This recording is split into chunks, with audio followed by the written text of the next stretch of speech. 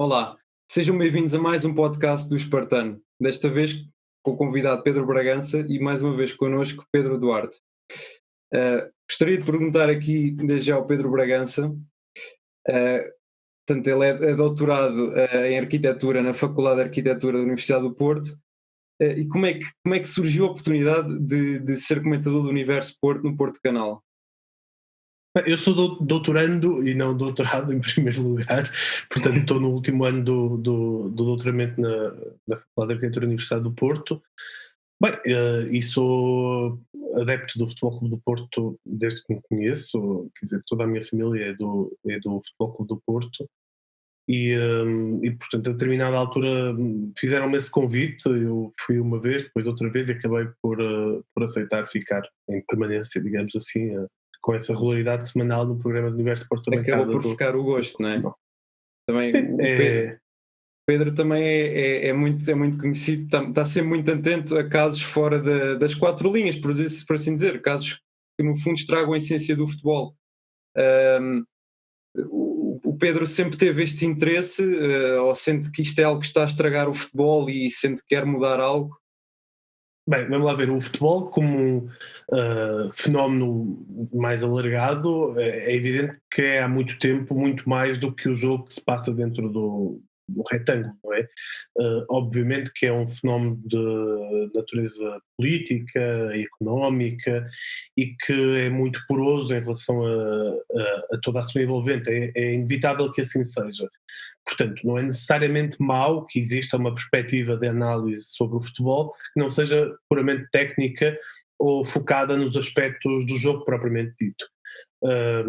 E há muita gente, aliás, há estudos de âmbito académico sobre o futebol enquanto fenómeno, porque é um fenómeno de massas popular que atrai muita gente, e então é necessariamente algo que tem a sua dimensão social, política, económica, etc. E é um pouco isso também que fazemos nesse programa, Universo Porto da Bancada, e noutros programas também, não reclamo nenhum exclusivo em relação a isso, é perspectivar o fenómeno desses pontos de vista que não são da natureza técnica do jogo, assunto em relação ao qual eu procuro meter-me o menos possível, porque há pessoas de facto especialistas nisso e que devem ser quem tem o privilégio nessa matéria, mas perspectivando de um ponto de vista mais, enfim, mais político e do ponto de vista daquilo que se passa fora do retângulo. Isso tem lados Uhum. bons e tem lados maus, são essas várias dimensões que nós tentamos abordar, enfim, nestes últimos tempos, nestes últimos anos, mais focados naturalmente naquilo que tem vindo a Porque o prejudicar o vosso, futebol português. o vosso programa é um bocadinho diferente do que aqueles a que nós estamos habituados a nível desportivo, não é? Porque vocês praticamente referem muito aquilo que se passa fora das quatro linhas, não é? E vou agora só para introduzir aqui um tema que é, na sua opinião, ou na vossa opinião, se calhar que vocês falam aí, se não fosse o Porto a estar à frente no campeonato, acha que o campeonato teria continuidade? Ou seja, este ano, face à pandemia, não é? Acho que essa decisão seria logicamente muito mais fácil por parte das autoridades que têm essa responsabilidade se quem estivesse à frente fosse o Benfica. Isso para mim é um dado adquirido, na medida em que todas aquelas questões que se levantaram quando essa questão foi discutida, e eu digo, faço um ponto prévio, é que para mim, obviamente, o que é preferível é que as competições concluam sempre dentro do possível, estando salvaguardada, enfim, os aspectos relacionados com a saúde pública, que era o que se levantava, mas é Mas a evidente questão que é que há campeonatos que não, e até é modalidades verdade. que não se achou nada. Porque é que aqui o futebol sénior foi diferente? Sim, é verdade que, por exemplo, em França e na Bélgica e na Escócia, outros países, as sessões Quem foram, ia à frente foram ganhou, diferentes. foi o campeão, não é? É verdade. E aqui entendeu-se que havia condições para fazer as coisas de outra forma. Eu preferia que não, ou seja, por exemplo, todas as equipas jogassem nos seus estádios. Eu acho que isso era um ponto muito importante, e vermos jogos na cidade do futebol para mim não faz sentido. Uma equipa como o Santa Clara, que é dos Açores, jogar no continente não faz sentido. Não vejo razões de fundo que justifiquem a porque a do Marítimo joga na Madeira. Por isso exatamente. Faz mesmo sentido também, não é? Sim. Não vejo razão para a ausência de público nos estádios. Enfim, compreender-se se houvesse uma limitação relativamente ao número de espectadores, mas quando vemos espetáculos ocorrerem em todo lado, com salas bastante preenchidas, como aquele espetáculo que houve no Campo Pequeno, quando vemos tanta coisa a acontecer, não se compreende como é que estádios com 50 mil cadeiras, que poderiam perfeitamente ter uma ocupação, não sei, de 50%, 25% que fosse, mas certamente muito mais do que aquilo que tem neste momento, que é muito restrito. Eu acho que há uma certa moralidade imposta pela política em relação ao futebol, mas isso é normal, isso acontece muitas vezes, não é uma coisa nova, que é, no fundo, a política tentar moralizar através do futebol, dar o exemplo através do futebol, tratando mal, desprezando os agentes do futebol, e no fundo cavando um preconceito que existe muito claramente relativamente ao futebol. Isso acontece no domínio da fiscalidade, por exemplo, Mas não acha constante, também, de certa forma, um bocado perigoso este regresso, nomeadamente durante um surto? De facto não faz sentido, temos congressos em que têm pavilhões cheios e depois o futebol é vazio, mas não acha que é um regresso desnecessário, pelo menos para qualquer pessoa que estava a ver? Eu, por exemplo, olho para a Inglaterra, eu ia achar super injusto se o Liverpool não fosse dado como campeão, fosse cancelado. Mas por outro lado não vamos estar a fazer retornar algo quando pode ser perigoso. O que é há aqui uma dimensão que é muito técnica e na qual eu não me quero meter, ou seja, avaliar se tecnicamente, do ponto de vista da saúde pública, há ou não condições. Enfim, não me cabe a mim, enquanto adepto do Futebol Clube do Porto, estar a dizer se é ou se não é. E se houve um entendimento de que tecnicamente havia essas condições para retomar, ou seja, cumpridos determinados requisitos que tinham a ver com os testes, com o comportamento das equipas, dos jogadores, etc. Bom, então aí tudo bem. Agora, a questão, claro, que é outra, que é: será que essas conclusões a que chegaram seriam as mesmas se a classificação fosse outra no momento em que estiveram a decidir em relação a isso? A minha convicção, é uma convicção pessoal, é que provavelmente as conclusões a que chegariam se calhar eram outras. Se calhar aí era preciso, havia uma urgência muito maior em concluir precocemente o campeonato, e neste caso aquilo que vimos foi o contrário, foi uma urgência em retomar, porque na verdade ainda só a Alemanha tinha decidido em relação à retoma do campeonato e Portugal já estava na linha da frente a tomar essa decisão. Obviamente que isso foi um bocado estranho. Mas agora, depois de ter retomado, olhar ali para aqueles jogos de futebol é quase um castigo, não é? É muito diferente. As equipas estiveram sujeitas a uma paragem que, na verdade, muitos daqueles jogadores ao longo de toda a sua carreira quase nunca tiveram, a não ser que tenham tido 3 meses parados, lesões graves, nunca tiveram, porque as férias de verão dos jogadores são muito mais curtas. É um mês, sim. Portanto, não é uma coisa completamente nova, e não é só parados, portanto, é sem treinar, porque, enfim, mantinham alguma atividade física em casa, mas sim, mas não havia aquele alto índice de treino, não é? Exatamente, e não havia a competição, que é muito importante, como sabemos. Portanto, era expectável que esta retoma resultasse, em primeiro lugar, numa degradação do nível competitivo. Eu acho que isso era óbvio. E em segundo lugar, e isso talvez me preocupe ainda mais, num número crescido de lesões a que temos vindo a assistir, não é? Por exemplo, no Futebol do Porto, o Marcano lesiona-se logo nos primeiros treinos. No Benfica também já vimos várias lesões, ainda no último jogo o Jardel, que tinha vindo de uma lesão e que tinha recuperado, volta a lesionar-se. O Grimaldo também se lesiona, numa circunstância muito específica, é verdade. Também, sim. No Sporting Oviedo, é verdade. Portanto, eu acho que estamos a assistir a mais lesões, que provavelmente tem a ver também com essa questão da paragem.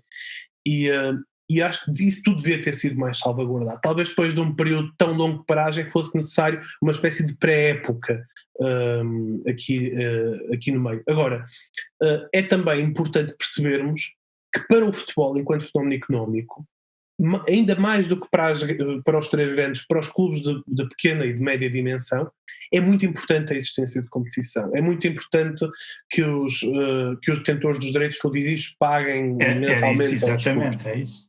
Até precisamente para que os clubes salvaguardem alguma autonomia, digamos assim, para que aquelas relações, aqueles laços de dependência económica e financeira não se reforcem ainda mais neste tempo, que é justamente propício a isso mesmo, porque é em momentos de grande dificuldade que surge sempre uma ajuda, muitas vezes que tem um interesse por detrás e que vai aprofundar uma relação de dependência. Foi isso que assistimos, por exemplo, no caso do Vitória de Setúbal, ou do Aves, por exemplo, que foi um caso noticiado pelo público há poucos dias. As relações de dependência entre o Benfica e o Aves foi justamente porque o Aves estava a atravessar momentos de grande dificuldade. Portanto, é bom para o futebol e é bom sobretudo para as pequenas equipas que haja jogos. Ficaram todos agora foram, se calhar, empataram. Temos salário este mês, Pois, opá, não... A verdade é que o Aves fez um jogo competente dentro daquilo que era, dentro daquilo que podia, das suas possibilidades e das suas limitações. Mas eu acho que esta paragem também veio a favorecer mais estas equipas que, enfim, que têm menos recursos. Porquê? Porque se colocam, é mais fácil colocar à defesa do que propriamente fazer um ataque contínuo. Enfim, um ataque contínuo depois desta longa paragem, estar sempre ali em alta rotação, estar sistematicamente a atacar a baliza do adversário. É mais fácil destruir o jogo, não é? Por isso eu acho que também, e tem-se vindo a ver os sucessivos empates de todas as equipas, que é um bocadinho isto, não é? Porque, enfim, é mais fácil. Sim, é muito evidente que, em primeiro lugar, o fator casa conta menos, não é? A ausência de público é determinante. Enfim, o ambiente a que os jogadores estão habituados desapareceu e, portanto, isso conta muito, e que depois, talvez pela dimensão física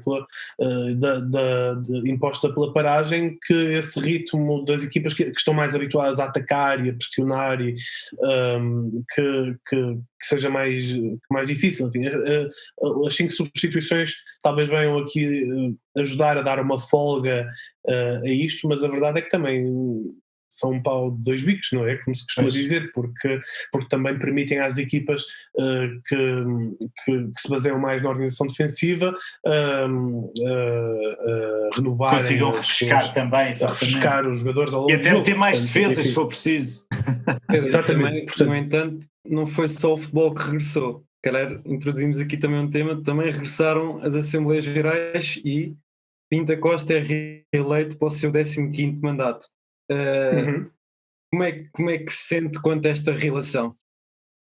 Eu fiquei feliz pela forma como todo o processo decorreu. Era um desafio muito grande, ou seja, não posso dizer que é em plena pandemia, porque foi felizmente já numa fase descendente, sobretudo no Porto e na região norte, onde as coisas estão mais calmas desse ponto de vista, mas era um grande desafio ao nível da organização para que tudo corresse bem, e correu tudo muito bem. E portanto foi um momento de celebração do clube, da democracia dentro do clube, dos seus órgãos, e os sócios fizeram a sua escolha. Acho que foi uma mensagem muito clara de que pretendem, e disseram afirmativamente, a continuidade do Presidente Pinto da Costa. E era a favor ou gostava de uma mudança, ou prefere a continuidade? Eu acho que perante as opções, enfim, as opções existentes nesta eleição, a minha escolha foi por Pinto da Costa, em primeiro lugar por um reconhecimento daquilo que Pinto da Costa deu ao clube ao longo de todos os anos em que o dirigiu, e em segundo lugar por compreender também que é a pessoa que tem que está mais habilitada para fazer uma série de reformas que são necessárias e que se impõem no Futebol Clube do Porto, face a estas novas circunstâncias todas, e também às dificuldades financeiras que são reconhecidas por todos. E que já foi uma vitória menos estrondosa do que tem sido habitualmente, sendo que Pinto da Costa possa estar a perder força agora? Não, eu acho que é incomparável, porque nós não podemos comparar uma eleição que não tem opositores, ou seja, em que os votos validamente expressos são todos na única lista candidata, e uma eleição três listas, contando com a lista de ao Conselho Superior, portanto é normal que a vontade dos sócios distribua mais e que a oposição se mobilize. E eu, do meu ponto de vista, isso é feliz, isso é bom. Ou seja, é bom que haja oposição, é bom que haja novas ideias de outras pessoas que se envolvam, que façam as suas propostas, não há nada de errado nisso. Isso faz parte do processo democrático e apenas vem alimentar a vida interna do clube, sobretudo quando tudo decorre de uma forma tão pacífica, tão tranquila como decorreu. Enfim, só posso... Achas que o sucesso do Futebol Clube do Porto também se deve a essa estabilidade diretiva, é isso? Não tenho dúvidas absolutamente nenhumas, e isso é mérito, em primeiro lugar, enfim, do Presidente Pinto da Costa, que teve sempre uma capacidade única de agregação e de mobilização dos sócios do Futebol Clube do Porto, mas também dos próprios associados. Que, do meu ponto de vista, e isso talvez distinga bastante o Futebol Clube do Porto de outras realidades clubísticas nacionais, digamos assim. Eu não gosto muito de meter nas questões internas de outros clubes, porque não pertence a eles e não os estamos cá nós. Mas a verdade é que é esse o meu ponto de vista, pelo menos, os associados do Futebol Clube do Porto têm tido, e eu acho que têm por natureza, mas pelo menos têm tido, e se posso afirmar seguramente, uma certa imunidade relativamente, por exemplo, a tentativas de interferência externas, à constante intoxicação que existe por parte de alguns órgãos de comunicação social. Foi muito visível isso neste período eleitoral. Mas isso não é mais fácil porque vocês estão aí no norte, estão aí em cima e também conseguem, de certa forma, não sei, caem aqui à Sporting e Benfica, e aí são só vocês, e quase todos vocês protegem uns aos outros, não é? Não sei. Na verdade, o centro do futebol português é no norte, ou seja, embora o Sporting e o Benfica estejam em Lisboa, a maior parte das equipas profissionais de futebol são do norte. E só ao longo do Rio Ave há 5 equipas na primeira divisão. Portanto, se houver um centro do futebol em Portugal, não é o Porto, não é Lisboa, mas será seguramente essa região do Ave, entre Vila do Conde e Guimarães, à volta disso. Mas talvez tenha a ver um pouco com esse fenómeno, mas a verdade é que as tentativas existem. Houve esses comentadores de que já estamos habituados no período eleitoral, que tentaram dizer as suas coisas, de que não havia democracia no Futebol Clube do Porto, enfim, com 4 listas, com toda a atividade democrática que houve, dizer uma coisa dessas. 2 dias para votar. 2 dias para votar. As coisas correram lindamente, quer dizer, houve filas, mas naquela dimensão que anima, porque significa que há participação, não é? E não houve nenhum sobressalto, tudo correu dentro da normalidade. Isso é uma coisa que me deixa muito feliz. Sentes que havia algum candidato que era, de certa forma, encorajado pela comunicação social para derrubar Pinto da Costa, neste caso? Não, sinceramente não existe. Não me parece que tenha existido. Eu conheço o José Fernando Rio, não conheço o outro candidato, o Nuno Lobo, mas quer dizer, nenhum deles me parecia que estivesse propriamente a ser, que tivesse por base essa coisa que já, portanto, há uma certa imunidade no Porto que não há no Sporting. Isso é evidente. Pois, no Sporting isso parece-me que é muito diferente, mas se calhar o problema está logo nas bases associativas do clube, não é? Que são muito suscetíveis a esse tipo de influências. Eu assisti, por exemplo, em relação ao caso de Alcochete, que obviamente foi uma coisa relevante, é incontornável, isso não é discutível, não é? Mas que houve uma espécie de assunção generalizada da culpa de todos os associados do Sporting, que se calhar não fazia sentido haver, e a certa altura, no dia a seguir, ou uns dias a seguir, dizia-se o pior dia da história do futebol português, um pouco por toda a comunicação social, quando o futebol português teve fenómenos, acho eu, mais graves, como mortes, não é? Quer dizer, de adeptos, um deles que não estava sequer envolvido no contexto de uma rixa, como no outro caso. De qualquer forma, eu acho enfim, que as mortes são igualmente graves sempre. E acho que houve ali uma certa aceitação de um discurso altamente responsabilizador e de toda a comunidade de adeptos, que me parece que foi um pouco forçado. Mas sentes que se calhar isto é algum receio sportingista de querer ser maior? Portanto, remeteram-se um bocado, a meu ver, se calhar um adepto portista, neste caso, se calhar está mais habituado a querer mais e a querer mais. Se calhar o adepto sportingista sentiu-se já retraído e pronto, moldou-se um bocado à pressão social. Achas que foi mais ou menos por aí? Como é que eu vou te explicar isto? Eu acho que é assim, no Futebol Clube do Porto existe um grande sentido de irmandade entre todos. Nós, por natureza e quase por impulso, reagimos a ataques externos com união. É essa o nosso modo de existência há muitos anos. Reconhecemos e reagimos com solidariedade entre portistas. Ou seja, até pode haver controvérsias, e há internas, e há, enfim, como há em todos os clubes, grupos diferentes de pessoas. Os clubes são organizações populares muito grandes, com dezenas de milhares de associados, centenas de milhares de associados. É normal que haja. Mas perante ataques externos, esses ataques externos não servem para a controvérsia interna, não são aproveitados para essa controvérsia interna. A reação é coesa em relação a isso, e se calhar isso não é assim em todos os clubes, mas isso tem um pouco a ver com essa natureza do Futebol do Porto, que vocês estavam também a dizer um pouco, há pouco, que é de grande união. Tem a ver também com a questão geográfica, a questão territorial, a localização do Porto no norte, embora, enfim, a comunidade de adeptos do Futebol do Porto, como das generalidades de clubes, seja uma coisa que se alarga muito para lá da cidade e da região. Como em todo o lado.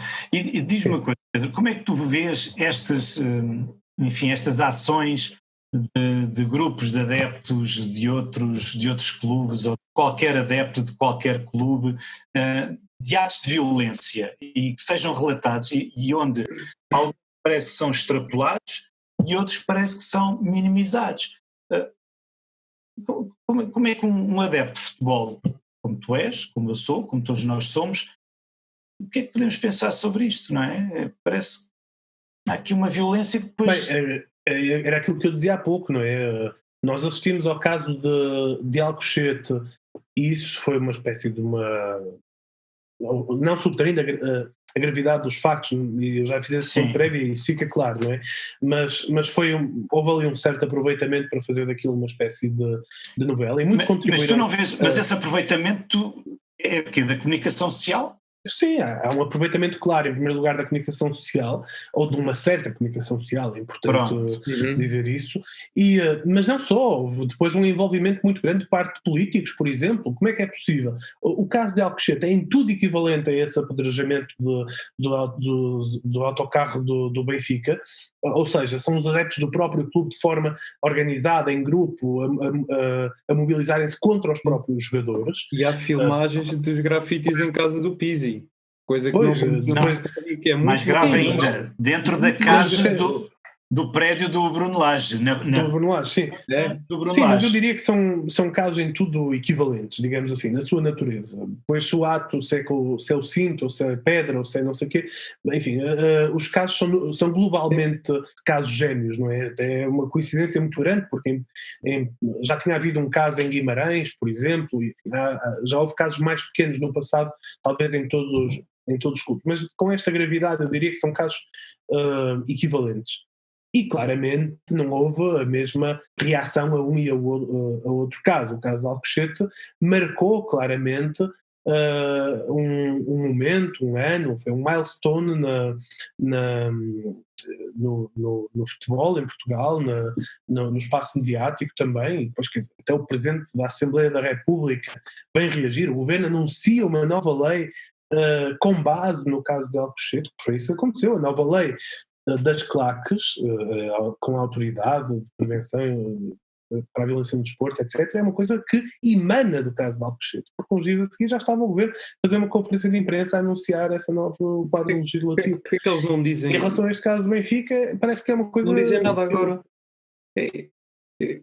Temos um caso, ok, a violência, se bem que eu acho que este caso de apedrejamento em termos de violência, em termos de factos mesmo de violência, em que penso, foram 2 jogadores, penso que foi o Zivkovic e não me recordo o outro, que ficaram, eu não vi nenhum jogador de Sporting assim tão mal. Weigl, sim. Mas o Weigl que ficou traumatizado, sim. Sim, é que tirando isso, eu não vi no caso do Sporting termos adeptos do Sporting a fazer grafites à porta da casa dos jogadores. Das famílias. Das famílias, exato. Como é que o presidente não vem dizer nada? Eu acho que relativamente às claques do Benfica é muito evidente que temos um problema. Temos um problema todos. Tem um problema em primeiro lugar o próprio Benfica, como já se percebeu, as claques podem se virar contra o próprio Benfica, mas têm todos um problema. As cenas de violência que houve em relação a grupos da claque do Benfica, em relação a adeptos do Sporting, dias antes dessa ocorrência do autocarro, pré-anunciavam aquilo que estava prestes a acontecer. É que a situação está descontrolada. A situação em relação à claque do Benfica, essencialmente os non-name boys, a situação está descontrolada. E sabe isso as autoridades, sabe isso a Secretaria de Estado do Desporto, por exemplo, a Autoridade de Prevenção e Combate à Violência no Desporto, todos sabem isso, as autoridades do futebol também sabem isso, e têm sido muito tolerantes, excessivamente tolerantes, cúmplices, diria até, com a sua inércia em relação a essa evidência para todos nós que a situação está descontrolada. Portanto, e por isso é que eu digo, eu acho que são todos cúmplices em parte com o sucedido. E porquê é que ninguém, ou seja, nós sabemos onde é que estará o início, saberemos se calhar quem será um dos responsáveis, onde é arguido ou ninguém o consegue atingir, e o porquê desta cúpula tão protegida, quer a nível judicial, quer a nível político inclusive. Por isso, como é que nós podemos, eu como cidadão anónimo, não é? Podemos constatar estas situações, estas correlações que existem e de facto, quando é de uns clubes é muito bem, quando é de outros, pronto, nada acontece, nada se parece. Vocês foram muito críticos a nível do Football Leaks. Isso, na divulgação dos e-mails e essas coisas todas, Rui Pinto. Já é uma novela. É justo ou injusto ele estar preso? Não, o Rui Pinto neste momento está preso em prisão domiciliária, já não está em prisão preventiva. Mas está preso, sim. Bom, a mim parece-me evidente que não faz sentido absolutamente nenhum a prisão de Rui Pinto, a medida de coação da prisão de Rui Pinto por diversas razões, e que os argumentos que justificaram essa medida de coação são argumentos que assentam em pés de barro, ou seja, não têm grande sustentação. Percebeu-se ao longo do tempo que aquilo foi está lá, está preso. Mas está lá. É como Alcochete também tivemos 2 anos nisto. É verdade. Mas será que ele aceitou algum acordo para agora estar em prisão eu acho que, quer dizer, isso é uma coisa que não me diz propriamente respeito, mas não acho que haja propriamente um acordo. Pelo menos não. É verdade que na comunicação social a certa altura se chegou a falar disso, mas aquilo que vem em concreto na decisão do tribunal não menciona nenhum acordo, nem sei até que ponto é que isso teria enquadramento no jurídico. Também não é a minha especialidade, mas por aquilo que fui ouvindo dizer não teria grande enquadramento. Vocês divulgaram alguns e-mails lá, porque isso foi... Não, são coisas diferentes. O Football Leaks é um movimento que surge em 2015 e que inicialmente até visava especialmente o Sporting em Portugal, era o clube mais visado, segundo o Futebol Clube Porto. Eram os contratos. Benfica era, enfim, era perifericamente visado, como as histórias lá do Olá de Johnny. E na altura eram a favor. Depois ganhou uma grande dimensão internacional, o Football Leaks, não é? inclusive a punição em relação ao Manchester City, de que soubemos recentemente, a exclusão da Champions, tem por base informações do Football Leaks. A recuperação de fundos pelas autoridades espanholas relativamente a casos de evasão fiscal que envolviam, por exemplo, o Cristiano Ronaldo e outros jogadores em Espanha, tem por base o Football Leaks. Ou seja, as autoridades de vários países mexeram-se bastante com base naquela documentação, e em Portugal, enfim, não tanto. E o Football Leaks é uma coisa. O que aconteceu relativamente aos e-mails é uma coisa diferente. Nem sabemos sequer se tem uma autoria comum ou algum tipo de ligação. A verdade é que não existe nada que nos permita dizer isso. Aquilo que aconteceu foi que, como o Francisco J. Marques revelou já e explicou publicamente, a certa altura fizeram-nos chegar, por via anónima, um volume considerável de informação ao longo dos tempos, e essa informação foi analisada no Porto Canal e foi tratada jornalisticamente e foi depois disso revelada. Num processo criterioso de seleção daquilo que se considerava que era de interesse público, ou seja, cujo conhecimento público era relevante, e aquilo que não tinha interesse nenhum e que, portanto, tinha de ficar fora no crivo editorial. São processos, tanto quanto se sabe, autónomos. Sim. O que saiu já não é mais que suficiente para... Eu, por exemplo, pego no caso das Juventus, em que apanharam, penso eu, que foi uma escuta, a escolherem um árbitro para um jogo. O que aconteceu com o Benfica não é 100 vezes isto, não é mais que suficiente para separar o campeonato e dizer, afastar certas pessoas que têm, por exemplo, Benfica, que tem uma proteção judicial e civil. Sim, há uma grande hipocrisia na forma como o Benfica e alguns dos seus dirigentes são protegidos e gozam de uma certa imunidade em relação à justiça. É verdade, o caso das Juventus é muito menos grave do que tudo o que já sabemos, ou seja, não é suspeitamos, é daquilo que está lá em relação ao Benfica, e fez com que a Juventus que é a Juventus, é a Itália, não é? Descesse de divisão. Eu acho que isso ajuda a ilustrar bem aquilo que num artigo do New York Times há não muito tempo se dizia, que é o Benfica como um Estado, é um Estado dentro de um Estado, acima do próprio Estado, que ocupa posições dentro da organização do Estado, que ocupa posições estratégicas na justiça, nas autoridades, na política, na economia, sim, e que depois há uma espécie de funcionamento colaborante e cooperante entre vários agentes económicos, políticos, etc., e que se encontram nessa plataforma comum que é o Benfica.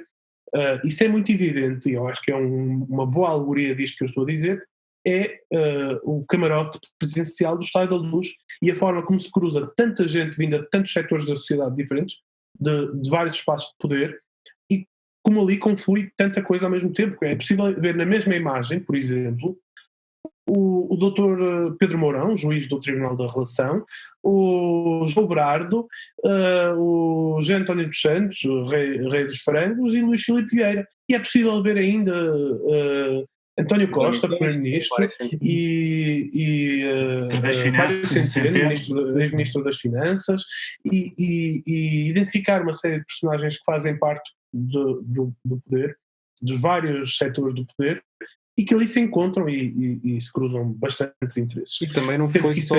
Sendo que isso é benéfico, em primeiro lugar, para o próprio Benfica, como é evidente, como é visível, mas também para o presidente do Benfica, que goza bastante dos privilégios que advêm desse... E dá-lhe alguma imunidade, não é? E não foi só o New York Times, foi também People, ou seja, New York Times, penso que tenha sido o Tariq Panja, e foi também People News. É verdade, e as pessoas internacional. As pessoas parece que não acreditam no que é dito lá fora e acreditam mais no que é dito cá dentro, não é? A verdade é que a imprensa internacional tem demonstrado mais interesse, mais capacidade de aprofundar o assunto, uma perspectiva mais crítica relativamente a este problema do que grande parte da imprensa nacional. Eu não digo toda, porque a verdade é que há exceções, mas do que grande parte da imprensa nacional. E isso é assustador.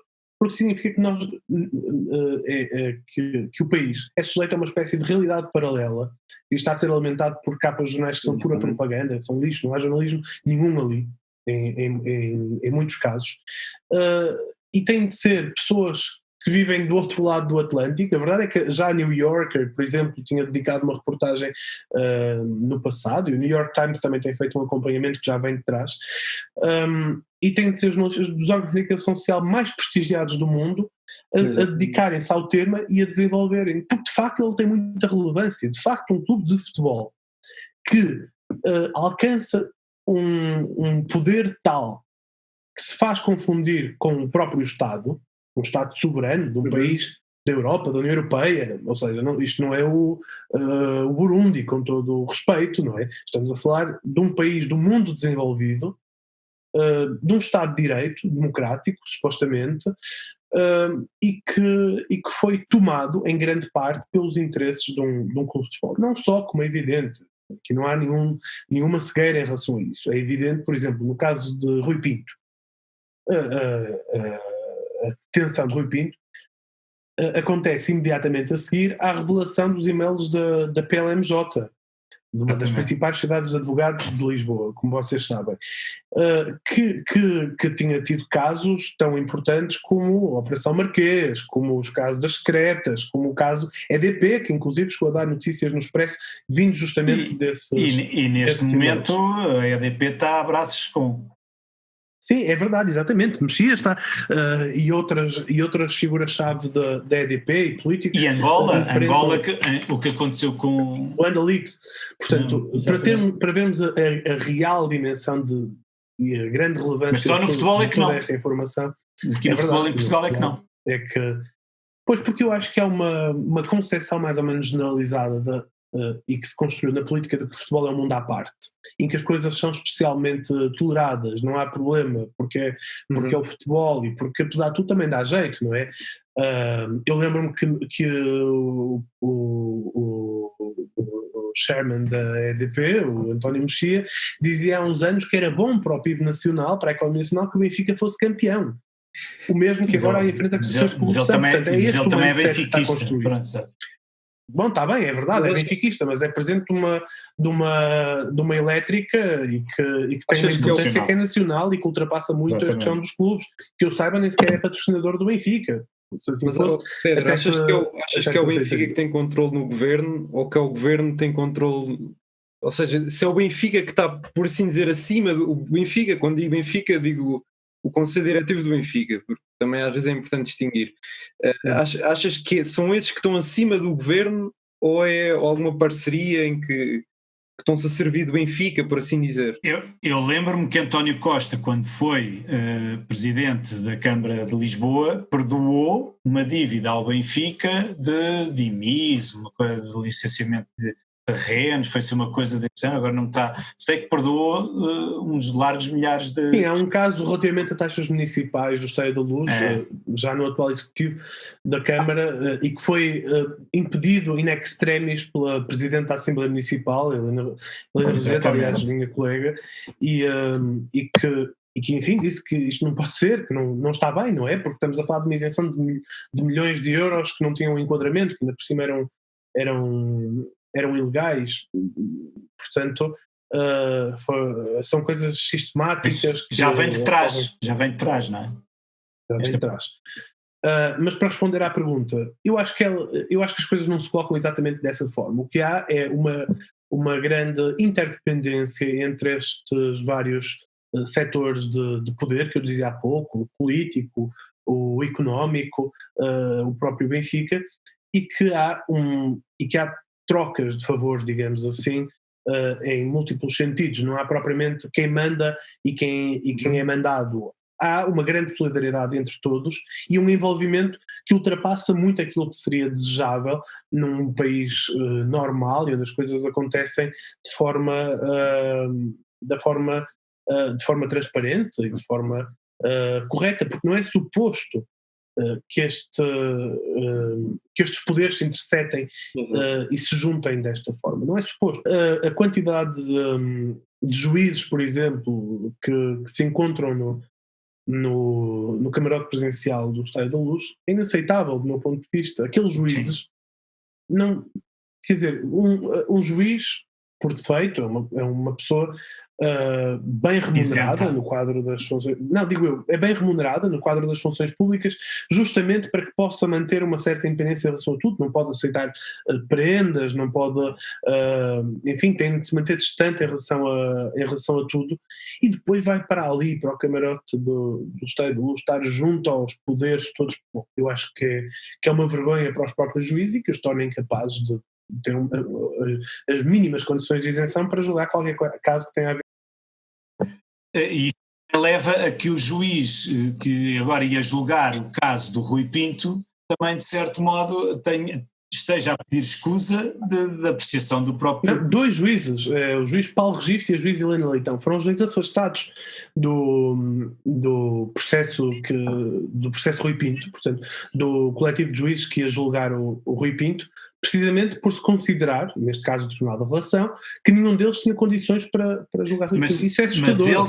Mas eles só disseram isso depois de ser divulgado, porque ainda foi, eu acho que ainda é melhor que isso, porque o primeiro juiz, o juiz Paulo Registro, foi justamente assim, ou seja, foi no fundo apanhado, por usar uma expressão mais popular, mas que resumidamente é isso, foi apanhado em primeiro lugar em manifestações de grande fanatismo em relação ao Benfica, que, não sendo parte no processo, obviamente é incontornável nesta história do Rui Pinto, e depois disso pediu escusa. E a segunda juíza tinha uma relação profissional com o Dr. João Medeiros, que era advogado da PLMJ, que é advogado do Benfica, que portanto é uma parte interessada no processo. A juíza era cliente do Dr. João Medeiros e achou que isso não era motivo suficiente para pedir escusa. Mas o Tribunal da Relação, felizmente, contrariou a sua vontade e disse que sim. Mas isto eu acho que serve para ilustrar muito bem a dimensão dos poderes que estamos aqui a falar. Como é que em 3 juízes, porque é o número de juízes num coletivo, como é que em 3 juízes, 2 deles não estão em condições de julgar o caso por terem relações com as partes envolvidas. Isto diz tudo do poder dessas partes envolvidas. E eu tenho aqui outra questão. Por exemplo, vamos ver assim factualmente o progresso de Luís Chico Vieira no Benfica. Quando ele começou, aquilo parecia pior que este Sporting de Varandas. Eles andavam ali no 4º lugar com o Vitória, não ganhavam nada, do nada. Ganham só no futebol e vem este escândalo. E é um escândalo que denigre o nome do Benfica, a instituição do Benfica, e que pode causar danos históricos. Parece que os benfiquistas não querem saber. Vamos lá ver, essa história é de facto uma história interessante. Há uma época decisiva para o poder de Luís Filipe Vieira e para a sua manutenção do Benfica, que é a época do Trapattoni, em que basicamente se o Benfica não ganhava, provavelmente acabaria Luís Filipe Vieira e hoje não estaríamos a falar daquilo que estamos aqui a falar. E há um momento chave, digamos assim, nesta história toda, que é o processo Apito Dourado. A partir de 2004, que é quando se dá uma grande viragem no futebol português. Enfim, é antes, mas é aí que se consuma uma viragem significativa no futebol português. Tem a ver com a tomada de posições relevantes nos órgãos da Liga, como por exemplo, acho que o caso de Ricardo Costa, que foi presidente da Comissão Disciplinar da Liga, ilustra perfeitamente isto, mas também de Vítor Pereira, presidente do Conselho de Arbitragem. Portanto, a tomada de posições relevantes na Liga e, portanto, a percepção de que o poder se podia fazer a partir de fora, de que as conquistas se podiam pelo menos condicionar a partir de fora, e isto está tudo nos e-mails. Isto que eu estou a dizer não é uma coisa que eu estou aqui a efabular. Sim. Porque havia de facto um plano, e isso é assumido numa reunião de altos quadros do Benfica, para o controlo total, não só do futebol, mas sim da sua envolvente.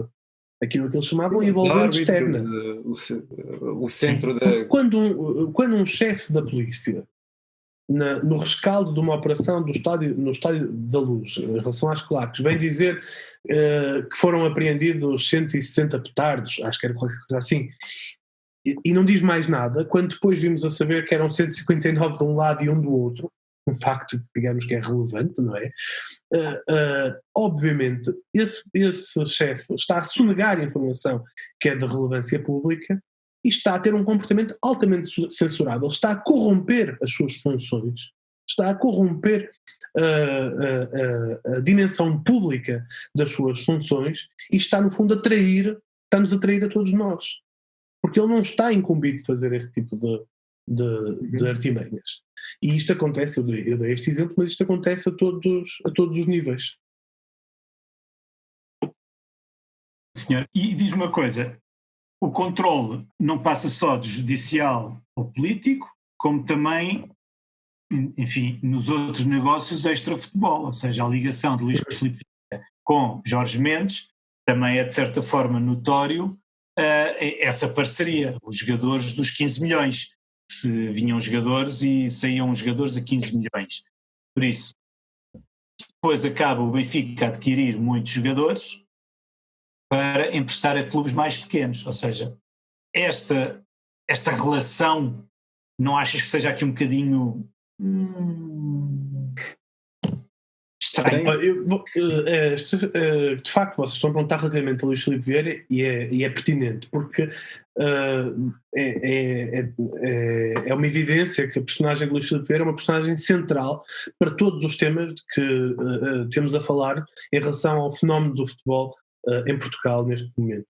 Relativamente, por exemplo, à desvalorização total do futebol português no plano europeu, aos problemas competitivos internos, porque Luís Filipe Vieira é uma figura que emergiu, enfim, no submundo da criminalidade, é uma pessoa condenada pela prática de um crime, que está associada a não sei quantos outros, que foi arguído, que foi... E ainda é arguído em vários casos. E ainda é arguído em inúmeros processos que estão em belíssimas gavetas do nosso Ministério Público, e portanto, e que está envolvido num sem número de casos de fraude, de corrupção, de todo o tipo de crimes de colorinho branco, e que é um homem de negócios que até certa altura nada tinha a ver com o Benfica, na verdade.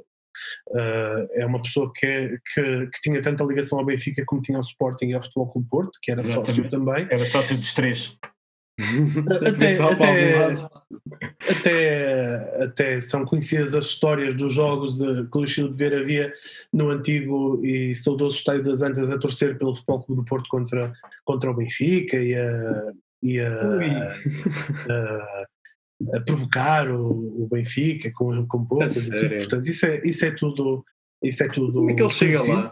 Acabou por calhar o Benfica porque era aquele clube que, enfim, porque as circunstâncias históricas assim o ditaram, porque houve Vale Azevedo, porque surgiu o Vilarinho e porque Vieira estava ali no Alverca. E, portanto, não terá sido pelo Mantorras? O Mantorras estava no Alverca e depois de repente... Esse foi um dos grandes negócios. Esse negócio e a partir daí há uma ligação. Do 1,5 milhão do Mantorra, já haveria muita coisa a dizer sobre o Luís Filipe Vieira. Aliás, eu vi que há pouco tempo a Netflix estava a pedir está a fazer um call, a pedir propostas para novas séries relacionadas com Portugal. Eu acho que a vida de Luís Filipe Vieira, sobretudo, uma série. Não a vida pessoal, mas a vida empresarial e pública de Luís Filipe Vieira dava uma série com muitos capítulos. Não tenho dúvidas.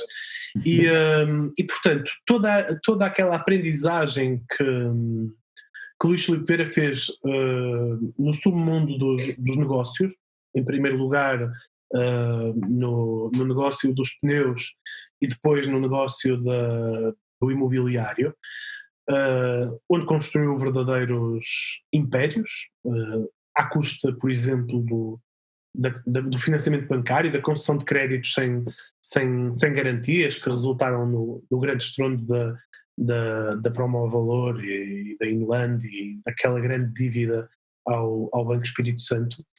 Portanto, toda essa aprendizagem que foi feita nesse domínio foi trazida para o mundo do futebol.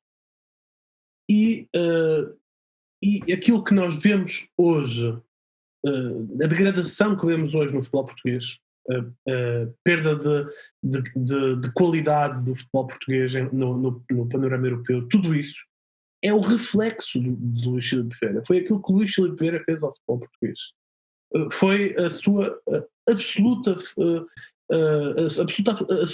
falta de respeito, por exemplo, pela concorrência, pela sã competitividade. Porque para Luís Filipe Vieira não existe o outro clube a que nós queremos ganhar. Existe outro clube que eventualmente quer, enfim, para usar as palavras mais adequadas, que quer trazer para debaixo da sua asa, não é? E isso não tem nada a ver com futebol, não tem nada a ver com um fenómeno popular de que todos gostamos e em que nos envolvemos, que é querer ganhar ao outro, não é? E portanto... É isso. Eu acho que estes problemas todos são um reflexo do seu modus operandi que é trazido do seu passado conhecido. Achas que agora transpondo um bocadinho para o universo leonino, que também, pronto, isto é um podcast também para os adeptos do Sporting e do futebol em geral, mas mais enfim, com mais objetivo. Sim, é a base que temos agora. Achas que tu, como adepto do Futebol Clube do Porto, e veres o que está a acontecer nestes últimos 2 anos, como foi desde Alcochete para cá, tudo o que está à atualidade do próprio clube, Luís Filipe Vieira dizer uma vez, se começas a levantar um bocadinho, a armar um bocadinho aos píncaros, acontece o mesmo como ao outro.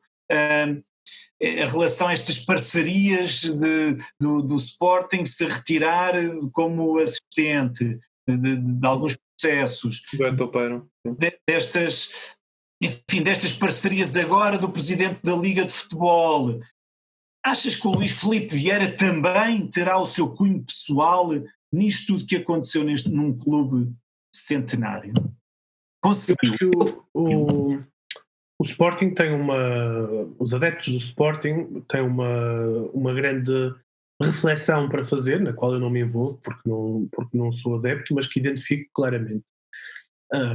É que provavelmente o caminho mais rápido, mais imediato para o sucesso, ou pelo menos para melhores resultados, é uma associação ao Benfica. Ninguém tenha dúvidas disso. A associação ao Benfica traz benefícios imediatos. Porque, de facto, quem tem o poder e o controlo, como tem o Benfica, partilhando, obviamente, outras entidades poderão beneficiar desse poder. Agora, essa é, como eu dizia, uma discussão de natureza moral e ética. Porque para já eu nunca imaginaria ver um clube com a dimensão do Sporting, com o número de adeptos associados que tem o Sporting, com a história que tem o Sporting, a ser uma espécie de, enfim, não diria sucursal, mas de equipa que está, de mais uma equipa que está por baixo da asa do Benfica. Submissa ao Benfica. É verdade, submissão. Sim, exatamente, que seja numa condição de submissão, como está claramente o Aves, como está o Vitória de Setúbal, por exemplo. Quer dizer, o Vitória de Setúbal não tinha capacidade para se inscrever na Liga. Não tinha, porque para um clube se inscrever na Liga tem de cumprir determinados requisitos, designadamente de demonstrar que não tem dívidas ao fisco, que não tem dívidas aos jogadores, à segurança social, e o Vitória de Setúbal tinha dívidas a uma série de entidades. Ora, foi a compra de um determinado jogador por parte do Benfica, de forma até extemporânea relativamente ao mercado, ao Vitória de Setúbal, que permitiu o Vitória de Setúbal manter-se na Liga. Ora, a partir daí está instituída uma relação de dependência, ponto. Queiram ou não, digam o que disserem. E o mesmo se passa em relação a muitos outros clubes, o Boa Vista, por exemplo, que segundo sei já negociou o Elton Leite para o Benfica, que seguramente o Benfica tem grandes planos para o Elton Leite, vai ser guarda-redes, vai ser o próximo Oblak. Com toda a estima pelo guarda-redes e pelo jogador em si, não é? Mas quer dizer... Mas é o caso em si, sim. Portanto, há muitos jogadores, todas as épocas vemos o Cádiz e muitos outros jogadores que, aliás, a quem é também vendido um sonho, que é o sonho de poderem vir a representar um clube grande, mas que é uma mentira. porque esses jogadores, de facto, nunca virão jogar pelo Benfica, como muitos deles nem calçam as viram a luvas. camisola do Benfica sem ser no dia da apresentação. Portanto, é também um esquema muito injusto para os próprios atletas. Porque, vamos lá ver, uma coisa é falhar a uma contratação, acontece com todos os clubes.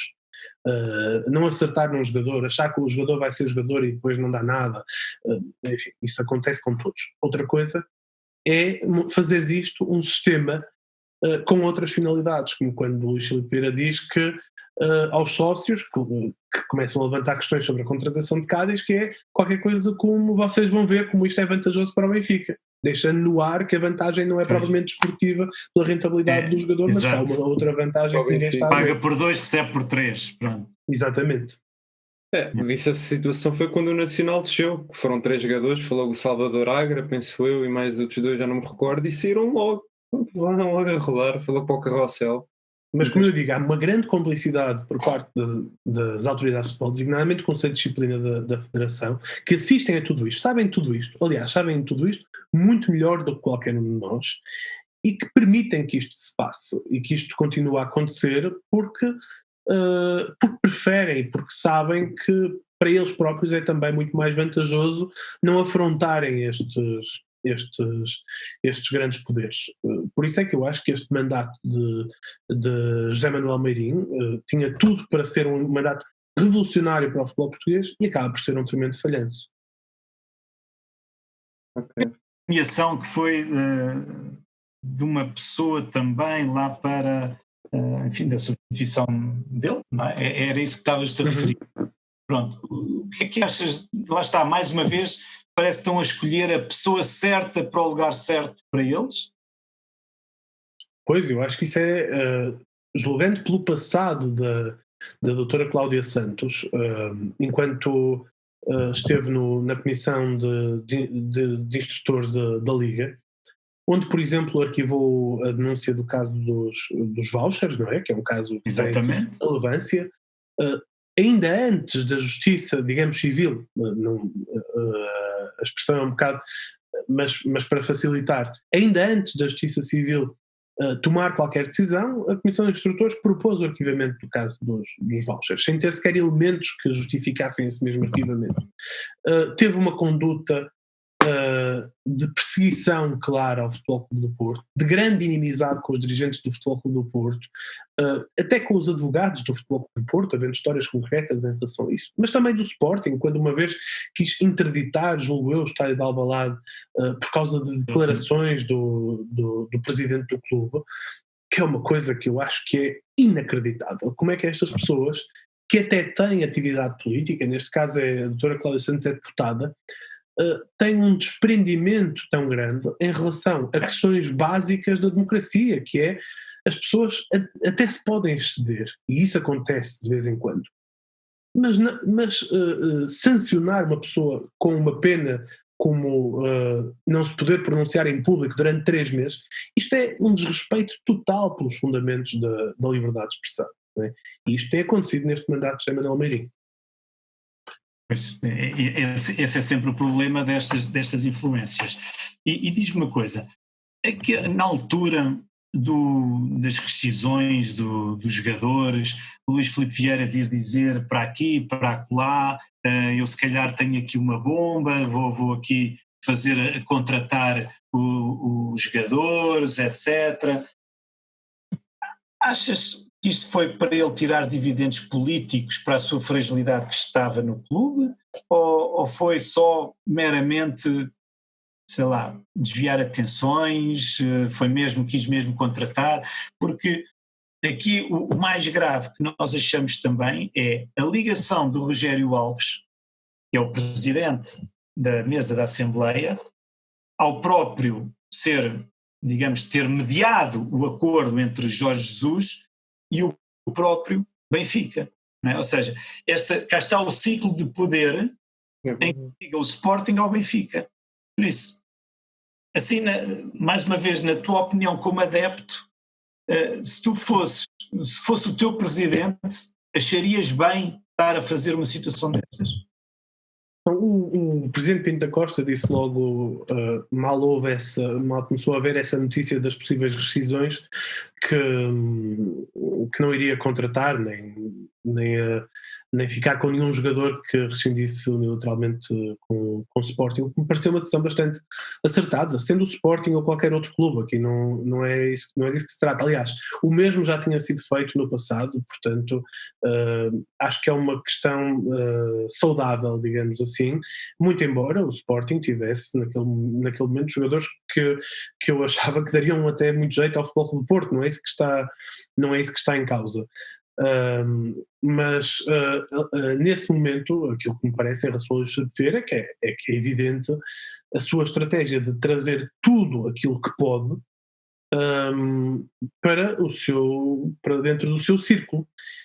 E se entender que pode trazer o Sporting para dentro do seu círculo, certamente que o fará ou tentará fazer.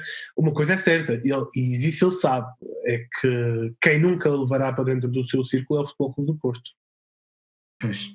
E eu acho que toda a gente sabe isso, não é? Diz-me uma coisa, foi também muito, enfim, e creio eu que possa ter sido já assumido publicamente, que o Bruno Carvalho recebeu um convite para ir trabalhar para o Futebol Clube do Porto. Como é que tu vias essa mudança? Nunca ouvi falar nisso, é a primeira vez que estou a ouvir falar nisso. Eu acho que, palavra de honra, nunca tinha ouvido falar nessa possibilidade, mas eu acho que o Dr. Bruno de Carvalho é sportinguista, portanto tem de trabalhar no Sporting, não é no Futebol Clube do Porto. Sim, mas ele neste momento foi expulso pelo choque. Em termos profissionais, não é? Em termos profissionais, como é que vias esta... Se ele fosse totalmente...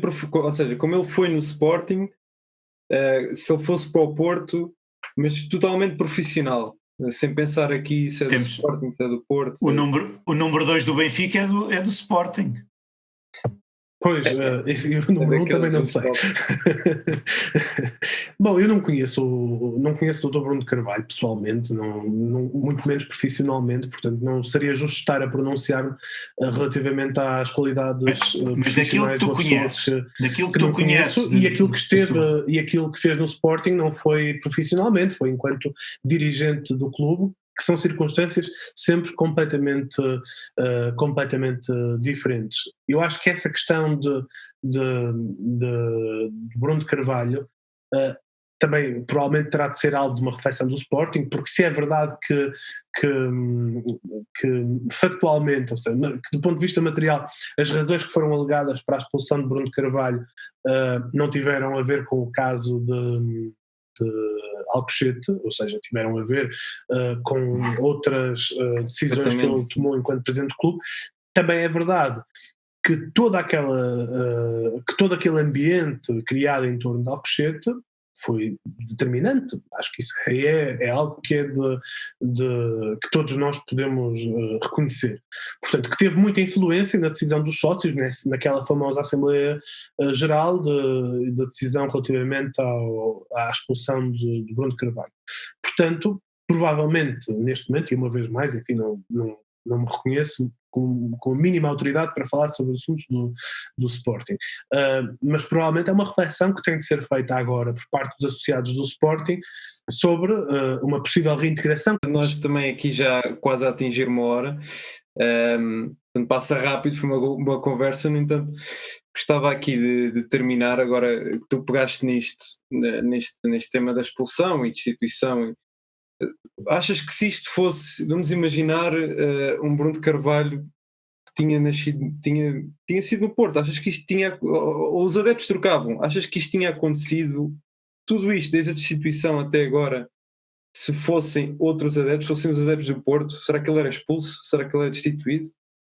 É muito difícil, para não dizer impossível, por mais abstração que tenha, fazer esse exercício teórico de troca de circunstâncias dos adeptos, não sei o quê, porque a verdade é que o Sporting é uma realidade que tem a ver com a sua localização, com a sua formação histórica, com os seus adeptos, com os seus dirigentes, e o Futebol Clube do Porto é outra realidade radicalmente distinta, porque está noutra geografia, tem outra história, tem outros dirigentes, tem outro passado, portanto não é possível fazer essa substituição, por mais abstrata que seja a nossa imaginação.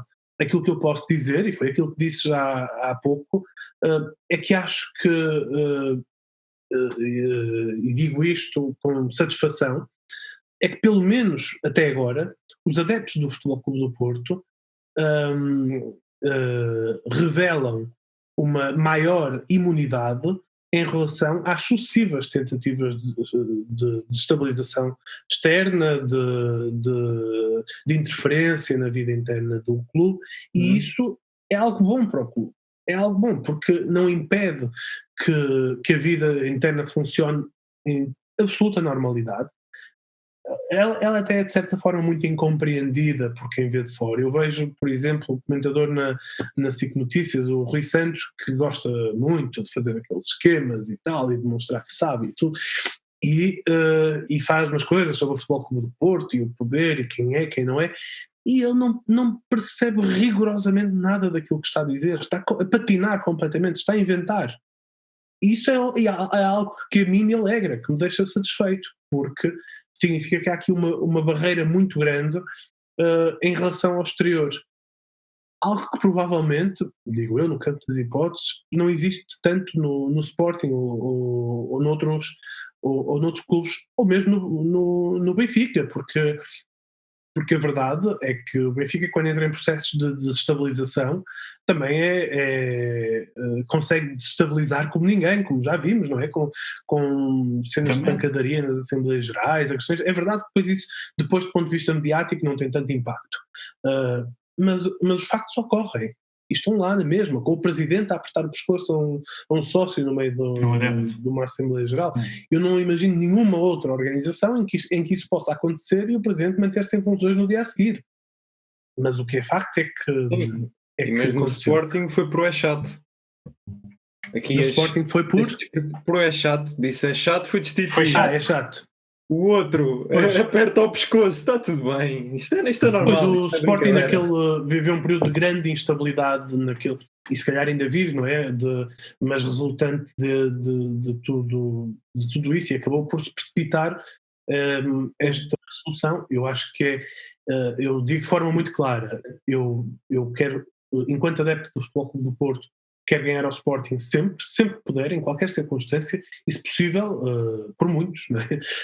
Eu ainda este ano estive em Alvalade com os adeptos do Futebol Clube do Porto e vi o jogo, e a rival, agora, e é um rival como é qualquer outro rival. Agora é importante que os clubes existam e que funcionem, qualquer que seja o clube. Para que nós possamos vencer. Imagino que adeptos de outros clubes pensem o mesmo em relação ao Futebol Clube do Porto. Exatamente, Pedro, e com essa também vou aproveitar para nos despedirmos, porque já vai a longa. Nós também queremos que o Sporting ganhe ao Futebol Clube do Porto sempre, mesmo com varandas, com outros, sempre, porque acima de tudo está o Sporting. E as pessoas passam, o clube fica, por isso é que é um clube também centenário, tal como o Futebol Clube do Porto e o Benfica. Não confundimos aqui as pessoas com as instituições, temos o maior respeito por todas elas. Agradecer desde já uma vez mais, Pedro, obrigado por teres vindo a este nosso espaço, a teres partilhado as tuas ideias. Não falámos tanto do Sporting como se calhar as pessoas estão habituadas, mas acho que é importante também trazer outras pessoas com outras ideias, outras mentalidades, porque o mais importante é falar de futebol, e pronto, e no teu caso é para o Porto ganhar, no nosso caso é que o Sporting ganhe. Eu agradeço-vos também o convite, para mim é sempre um prazer, sempre que tenho a possibilidade de interagir e de responder a todos os convites afirmativamente, e portanto agradeço muito este vosso convite e tive imenso prazer em conversar convosco durante esta hora. Muito obrigado, Pedro. E tenho a certeza que temos uma coisa em comum, é que o Benfica perca sempre. Pedro, um abraço para ti. Um abraço. Obrigado, Pedro. Obrigado.